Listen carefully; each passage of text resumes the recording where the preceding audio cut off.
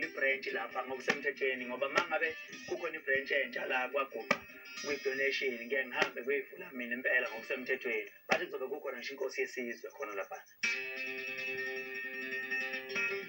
Lo mcimbi-ke wokuvula ibranch namhlanje la eMthimuthe njengoba nibona uhanjelwe inkosi yesizwe salapha eMthimuthe. Lokho kuyisibusiso kumina ngoba lokho kugqugquzela ngokusobala ukuthi umculo wami awulandelwa abathize kuphela kodwa ulandelwa wonke uhlobo lomuntu.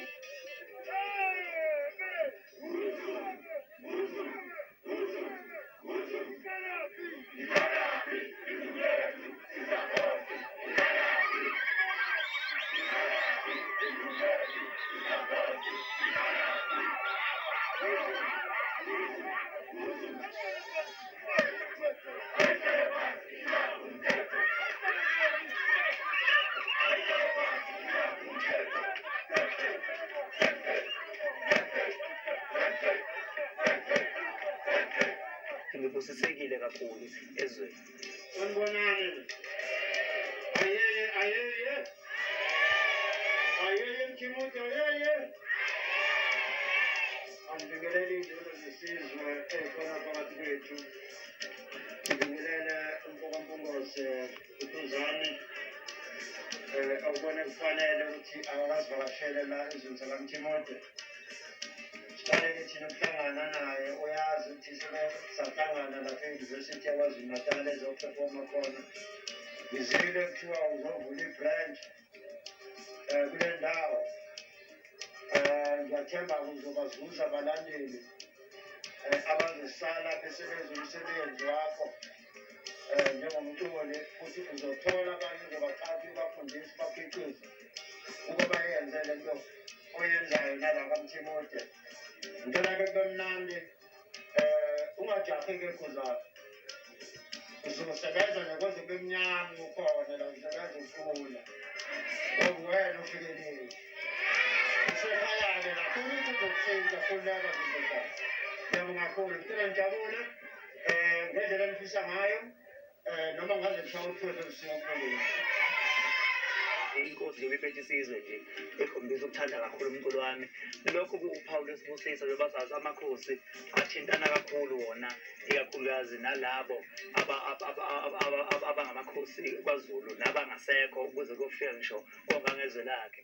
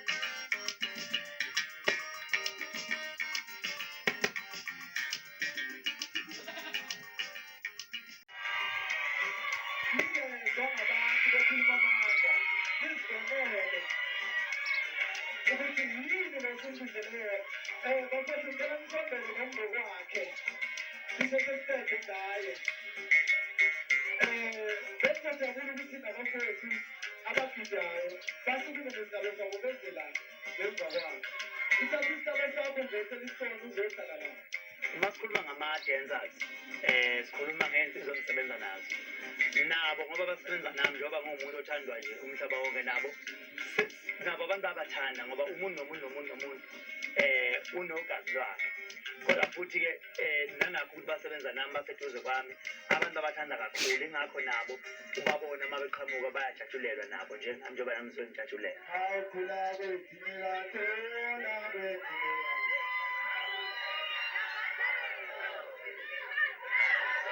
Umsebenzi wakhe bafowethu naye akazenzi bafowethu ukusebenza kwakhe bayenza kahle emphakathini yabonke ubonga kanje ngokungalo emzini ubonga kanje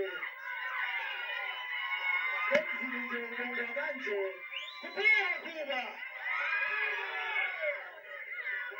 yakulekelela ibhakabhaka phole nkulu hayi ungayi lapho sisemabhozeni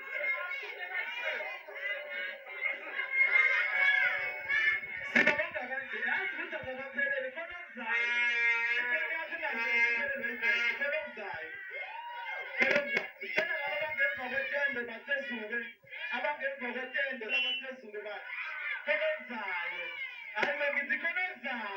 La ngihamba khona abantu bayanginikeza izipho konke la ngisuke ngikhona abantu banginikeza izipho ngifike endaweni bengihlinzeke ngekapho zingubo zokulala ngisho ingubo engilala ngazo ekhaya mina angiyithenganga ingubo yokulala nje angiyanothi imalini ikhaya ngicela ukuthi ngijikise amehlo lwabhekisele khona isaphulazi ezenzela ngala majikise amehlo nje ngibhekale abesikale la ezizweni agide nazo ngempesi kade nalapha ngihlukanisa unyaka akelihle la akelihle bafowethu siyakuhlawisa la akelihle bafowethu kale la ake sibheke ngala siyayibona leya thotho engaphandle siyibhekile siyayibona na mawuyibona ngicela ukuthi up ake ngikubona namhlanje la eMthimuthu hayi kuyamangaza kakhulu angaze ngibone mina abalandeli bephumquli inkomo engaka nokwenza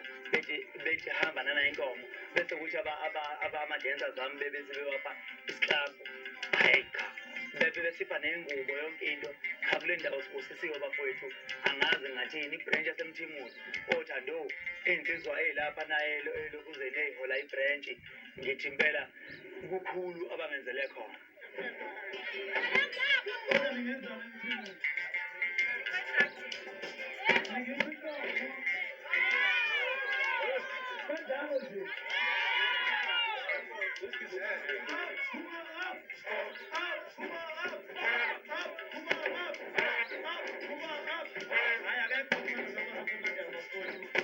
Ngingenza umuntu ebantwini ngaze ngamkhulu kusukela ngimncane ngaze ngamkhulu ngakhula ngaze ngangangey'ntaba so khahlaba enikwenze kumina ngithi ningadinwa noma yinini nize niyenze manje kodwa phela hayi omasikandi hayi omasikandi nikwenze ngimrede kodwa into eniyenzayo uNkulunkulu ngithi azanibusise lapho enithathe khona kwande ngokuphindaphindiwe uNkulunkulu aniphe imali ngisho sengingasayifuni alokho eniphile nje ngicela ningishayele ihlombe bafowethu namhlanje ngibhola inkomo hayi lancane ihlombe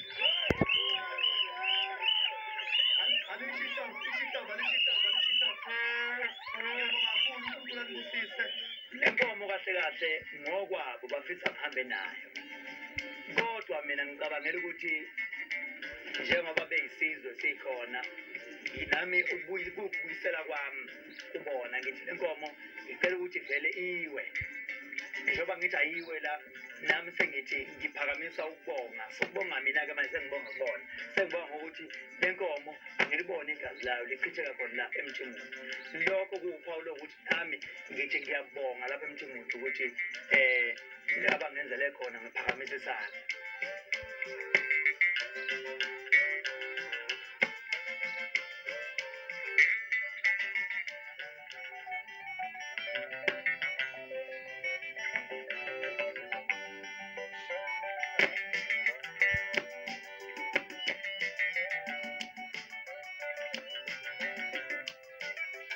Ngiyabona ngathi ngiphethe amafoni la. What are you looking at? Ngaphatha ngizothenga la amafoni ayi-2. Okay. Yeah. Okay, can I just show you what we have? Yeah, ungangichazela nje na. Techno Cable 17P. can just hold it. Look at it. It's a 4 triple camera Yes. with a 64 megapixel on the side camera. Yes. It has a 128 gigabyte internal memory running on a 6 RAM with a 5,000 amp battery life. Ngilana-ke eFourways mall ngizothenga ifoni la. Kunefoni engiyithandayo la ebizwa nge-Tecno Camon 17P. Ngizoyithengela uNcamalala. UNcamalala kade lokhu ethi hey wendoda siyasebenza la kodwa manje ikampani ayingithengele ifoni. Sengithi ke kunefoni engizokusurprise ngayo efikayo. Camera is the most important thing that you should also consider when you're buying a device. Yeah. This is the normal camera. You can just hold the device, it's fine. You're doing a selfie, you have an assistance of an LED double flash on the front. You. Back to my point. You don't have any effects on the device. As yet. Very nice. Ngendlela engifazele ngayo again that sec. Can I get another one because I can buy two. You can buy two. That's Yes. that's nice. Perfect. Alright.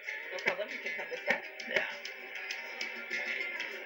Ungizonile uNcamalala ngefoni akusasebenzeki ngazi noma ifoni yakhe ingane uyanikeza ingane zingene ku-YouTube zidlala amagame manje ayifoni uNcamalala njalo ngonyaka ngicabanga ukuthi uthenga ifoni ngoba uzele iy'ngane ey'thatha ifoni yakhe ey'ngena ziya-WhatsApp zingena ko-Facebook. Alright. Enjoy your device and your gift. Thank you so much. Yeah. Nisebenze kahle-ke. Thank you so much. Enjoy the rest of your day. Thank you. Ngibe namakhisimusi omuhle. Bring us more customers. Yeah.